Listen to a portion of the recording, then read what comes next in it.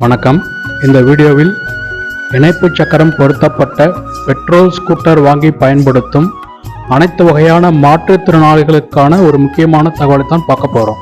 அனைத்து வகையான மாற்றுத்திறனாளிகளில் இணைப்பு சக்கரம் பொருத்தப்பட்ட பெட்ரோல் ஸ்கூட்டர் வாங்கி 10 ஆண்டுகள் நிறைவு பெற்று தற்போது பயன்படுத்த முடியாத நிலையில் பழுதடைந்து இருக்கும் ஸ்கூட்டர் வைத்திருப்பவர்கள் மட்டும் மீண்டும் புதிய இணைப்பு சக்கரம் பொருத்தப்பட்ட பெட்ரோல் ஸ்கூட்டர் பெற விண்ணப்பிக்கலாம் என்று தமிழக அரசு அரசாணை வெளியிட்டுள்ளது.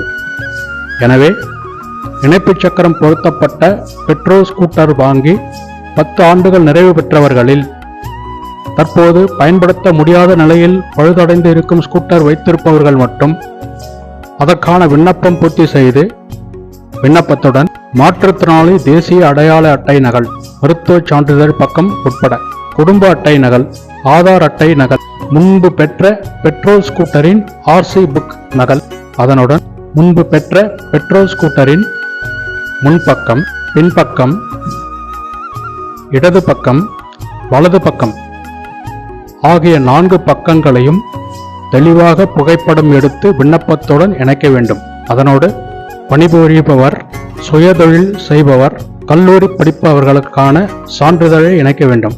மேலும் பயனாளியின் மார்பளவு புகைப்படம் இணைக்க வேண்டும். மேலே குறிப்பிடப்பட்டுள்ள அனைத்து ஆவணங்களையும் ஜெராக்ஸ் எடுத்து பூர்த்தி செய்த விண்ணப்பத்துடன் இணைத்து உங்கள் மாவட்ட மாற்றுத்திறனாளிகள் நல அலுவலகத்தில் நேரில் சென்று மட்டுமே தர வேண்டும்.